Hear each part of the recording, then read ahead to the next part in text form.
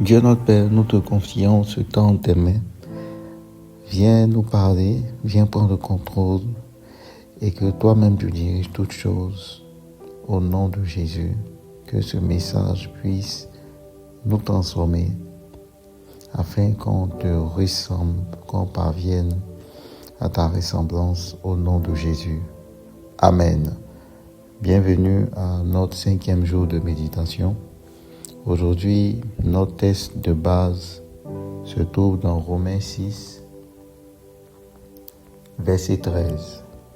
Ne livrez pas vos membres au péché comme des instruments d'iniquité, mais donnez-vous vous-même à Dieu comme étant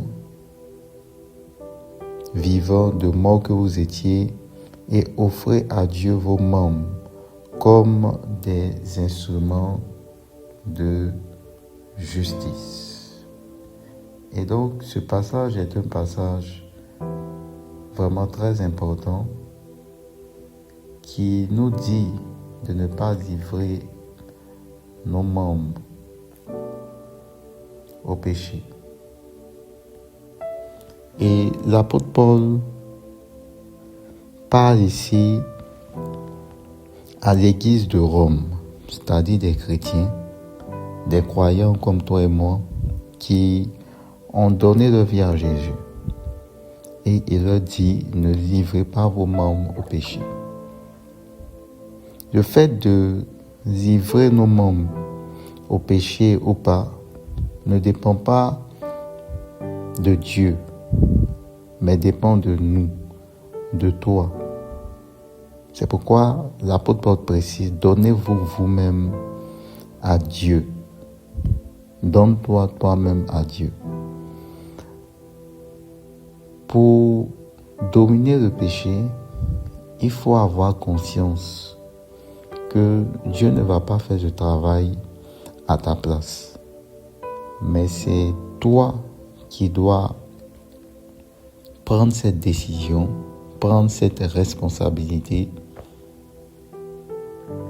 de ne plus faire ou de te détacher, de ne plus livrer tes membres au péché. Et donc la balle est dans ton camp. Lorsque tu veux dominer un péché, c'est très important de le savoir. Dieu n'est pas responsable. Dieu t'a donné la force. Son esprit vit en toi. Ton corps est le temple du Saint-Esprit. Mais si tu livres tes membres au péché, le péché ou les péchés vont continuer à te dominer. Et si tu mets la responsabilité sur les autres, sur Dieu, tu ne vas jamais arriver à dominer le péché. Tu ne vas jamais arriver à prendre le dessus. C'est pourquoi l'apôtre Paul dit de ne pas livrer tes membres au péché, mais de te donner toi-même à Dieu.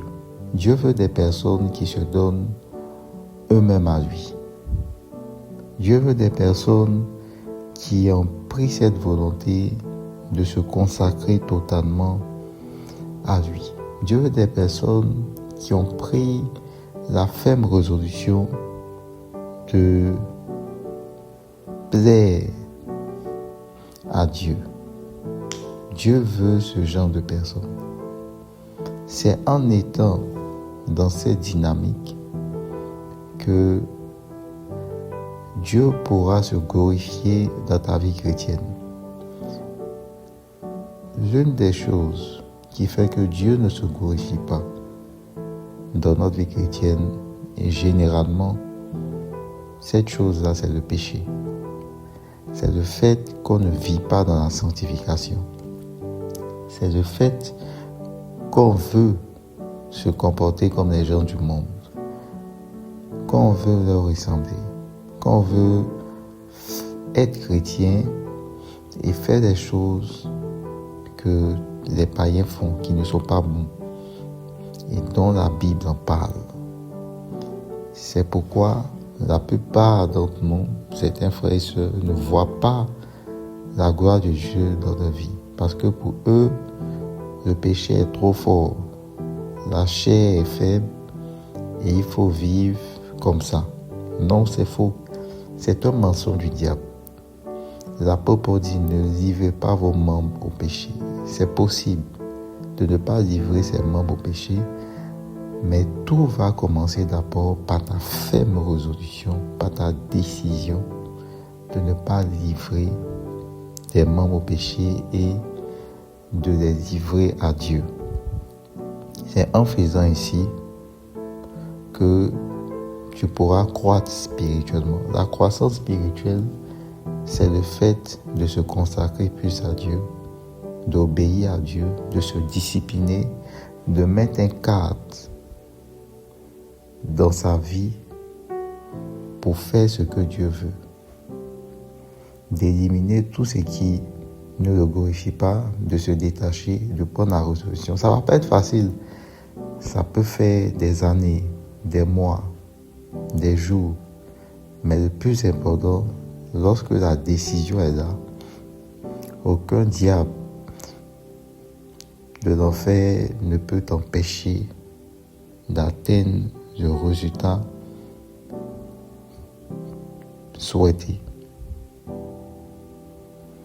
C'est en faisant ainsi que Dieu pourra t'utiliser, se servir de toi pour être une source de bénédiction. Dieu utilise des personnes consacrées.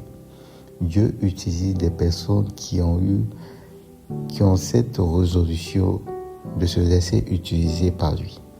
Parce que beaucoup veulent se laisser utiliser par Dieu, mais ce désir est vague, ce désir n'est pas précis et ce désir n'est pas accompagné d'actions concrètes pour que Dieu puisse vraiment le faire.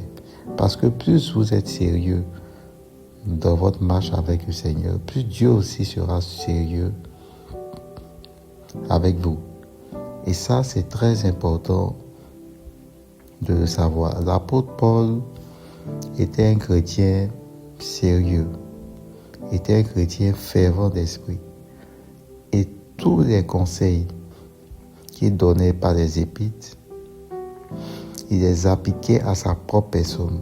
Il se forçait de plaire à Dieu.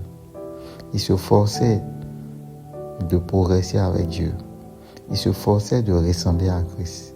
Et toi, nous qui sommes chrétiens, nous devons aussi opérer dans cette même mentalité. Tant que nous n'opérons pas dans cette même mentalité, le diable fera ce qu'il veut dans certains domaines de notre vie. Et donc ce passage nous fait comprendre qu'il y a aussi notre part de responsabilité dans cette affaire pour dominer sur le péché. Chaque fois qu'un chrétien croit ou se dit que le péché est trop fort, c'est qu'il n'assume pas sa responsabilité. Quelque part, il n'a pas pris de décision ferme. Quelque part, il délaisse sa responsabilité aux autres. Et quand c'est comme ça, le diable en profite pour le maintenir dans le péché. Mais à partir d'aujourd'hui, cela ne sera plus ton cas au nom de Jésus. Toute personne qui livre ses membres à Dieu montre qu'elle aime Dieu, montre que son amour pour Dieu se renforce.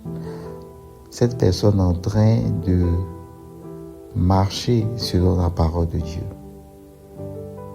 Elle accomplit la volonté de Dieu pour sa vie. Et quand c'est ainsi, son adoration est agréable aux yeux de Dieu. Dieu accepte même ses offrandes, Dieu l'élargit et cette personne devient de plus en plus glorieuse. Elle ressemble de plus en plus à Christ. La vie chrétienne, c'est une vie où nous devons parvenir à la ressemblance de Christ. Pendant tout le long que nous vivons, nous devons progresser, parvenir à ressembler à Christ. Ça ne va pas se faire en un jour ni en 10 ans, mais c'est un parcours, c'est un chemin où chaque année, nous faisons un pas de plus pour ressembler à Christ dans notre caractère, dans notre manière de faire, dans notre conduite, dans notre comportement. C'est en faisant ainsi qu'on est en train de vivre la vie chrétienne. C'est ça la vie chrétienne. C'est ça l'essentiel de la vie chrétienne. C'est ressembler à Christ dans tous les domaines de notre vie et surtout marcher dans une vie de sanctification. L'apôtre Paul s'adresse à l'église de Rome. Il s'adresse à des frères, à des sœurs, parce qu'il sait que le péché est dangereux. Il sait que le péché nous éloigne de Dieu. Il sait que le péché nous prive de beaucoup de choses et même le péché peut nous priver du ciel, du paradis. Étant conscient de cela, il nous exhorte à ne pas livrer nos membres au péché, mais à nous livrer à Dieu, à nous consacrer, à consacrer tous les domaines de nos vies. Est-ce que tous les domaines de ta vie sont livrés à Dieu? Parce que c'est toi qui livres. C'est pas Dieu lui-même qui vient prendre le contrôle de ton nom. C'est toi qui décides. Seigneur, je t'abandonne tous ces domaines. Je t'abandonne ce domaine. Je t'abandonne ce domaine. C'est toi qui livres. Mais il y a des chrétiens, certains domaines de leur vie ne sont pas totalement livrés à Dieu. Et donc ça fait que là-bas, c'est le diable qui règne, c'est le péché qui y est. Et donc ils ne peuvent pas voir la gloire de Dieu, Dieu opérer, ni même Dieu leur parler dans ce domaine-là. Et ce n'est pas un bon comportement. Tout ce qui vient d'être dit est très important pour notre vie chrétienne, pour notre marche avec le Seigneur.